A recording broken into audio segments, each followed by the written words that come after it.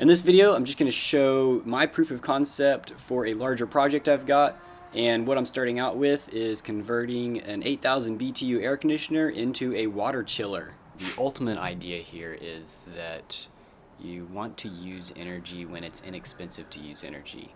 So whether that be at night when you can get energy for cheap, so if you're on a certain energy plan like free nights and weekends, or you paying wholesale rates, you can get cheap energy at night typically. Or maybe you've got solar panels and you just have that 6 hours or so during the day that you can get energy for free, and then maybe you're paying grid rates at night at 8 or 10 cents a kilowatt hour. Or in Hawaii or California or somewhere that's more expensive, even more than that. So the idea here is to store energy.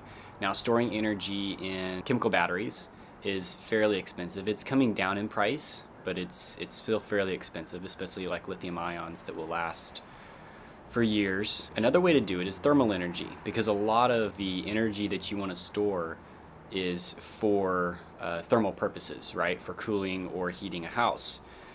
And this has been done in the past for boilers. You've got big tanks for storing the energy, and then you can run it through radiators and heat stuff. And then you don't have to be running your boiler all the time. Maybe you throw some wood in there, you start it, and it's good for the day. Who knows? Here in Texas, though, it's mostly cold that we want, right, during the summer. What I'm working out is how to create a chiller that will freeze a large block of ice, and then I can use that large block of ice to cool the house during the day when it's hot. Or if I end up going solar, cool it overnight while the solar panels are not gathering any electricity, if I ever wanted to go, say, completely off grid. So this is a bit of playing around. Obviously at a residential level, it would be much better to just buy a house that is super efficient, and you're just not spending that much on electricity anyway. Even at 8 or 10 cents kilowatt hour, it's not that expensive. But this is fun. So I'm going to show you guys what I have got here. First of all, it is 58 degrees out. And I just wanted to show you multimeter here that is showing, what's that, 58, 60 degrees. So it's pretty close. This has the K-type temperature gauge on it. I'm going to be firing up the chiller, and that's going to be important here in a second. What we have here is an 8,000 BTU air conditioner. The hot coil is all default. It's the way it was. The cold side, I pulled all the aluminum fins off of it, as you can see here, and I've kind of bent it into a shape where it'll drop into this bucket. The cold side, the evaporator side fan blade, I just pulled that squirrel cage fan blade off so that it's not in the way and it's not blowing air all over the place. This is just straight up antifreeze, like what you would put in a car. I've got a small pump here. And yes, I realize this is all a bit ghetto. This is proof of concept. So I've got this little 12-volt pump here. So it's going to suck out of this container of water that's going to get super chilled because of these copper tubes from the evaporator coil being sitting in there. It is going to pump water, or antifreeze, through this, I believe this is a 50-foot hose that's sitting in just a tub of water, right?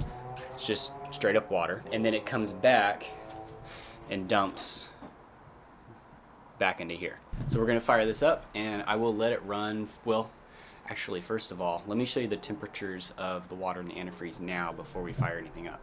So I'm going to drop my probe down into the middle of the water here, and it's already fairly cold. I did have this running last night, and it's been warming up during the day. We're at about 35.3 degrees Fahrenheit. This in the antifreeze. It's a little warmer. So the antifreeze didn't have any ice in it, obviously, because it didn't actually freeze, whereas the water ended up with ice last night. So that's probably why it's a little colder. It's because it still is melting off that ice. Alright, so we're at 41 here. So I'll go ahead and fire up the chiller, the circulation pump, and then we'll come back after a few minutes and see what the temperatures are into the circulation pump, out of the circulation pump, and how well it's chilling the bucket of water in order to make ice. So we're about 5 minutes and 30 seconds in, so let's probe this and see. So I'm going to stick this first probe in front of the pump, So this is on the suction side. So we're down around 22.5, 23 degrees Fahrenheit. And then if we measure output, so this is after it's gone through the water bucket.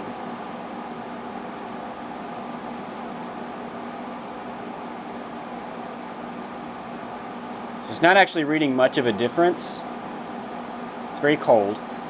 So it's 23.5,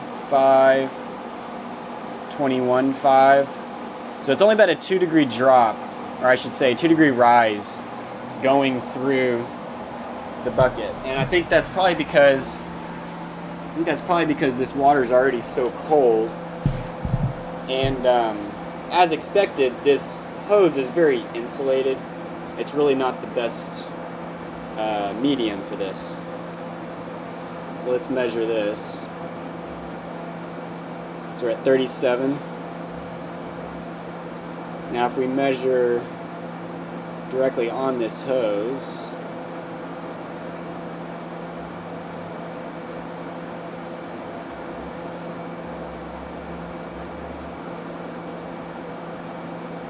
about the same.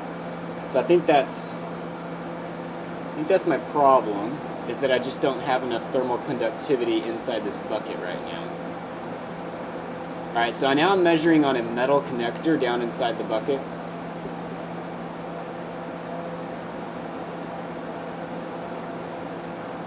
See, that's better, 29. Ultimately, I think what'll work better is if I had something other than this thick hose to use. What I was looking at was using PEX, which I realize is not very...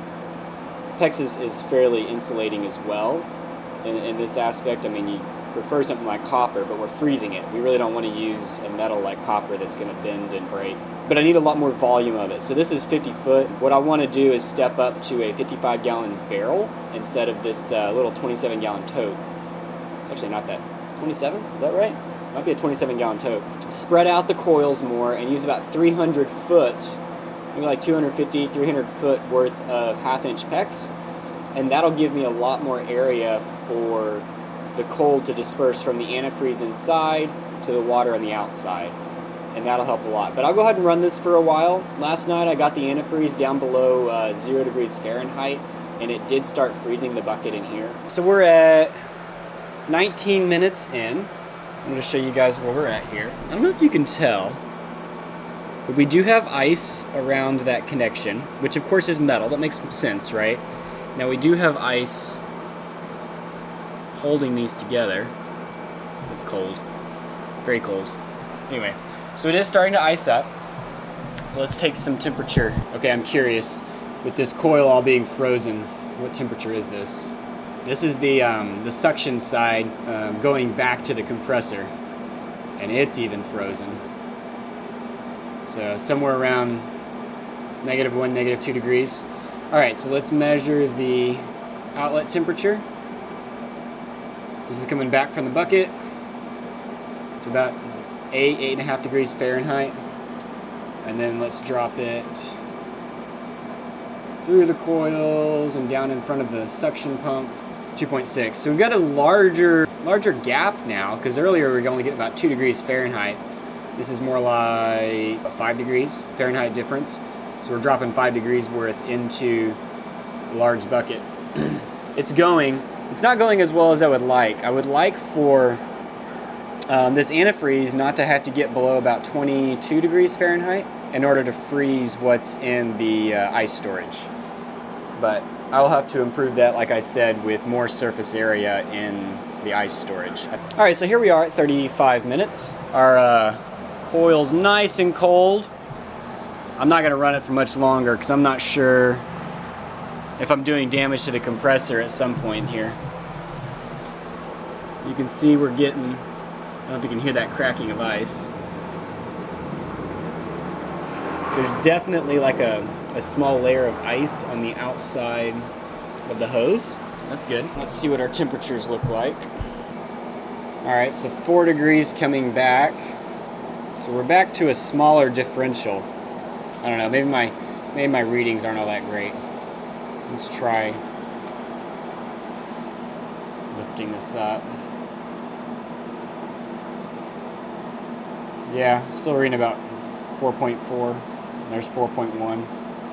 It's cold. I'm gonna go ahead and shut it down, but I will get a better ice storage tank with some more tubing, more surface area, and test it again. We'll go proof of concept number 2, go slightly bigger. I'm not sure if I'm gonna go all the way to a 55-gallon barrel, but I think that would be maybe the logical next step.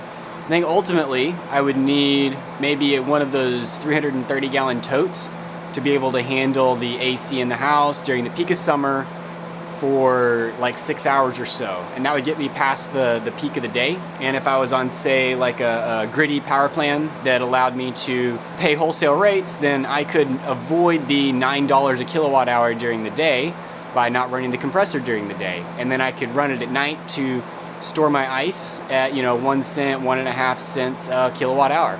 So that's kind of the plan right now. I would like to go solar later on, but I'm gonna play around with this and see if it gets me anything.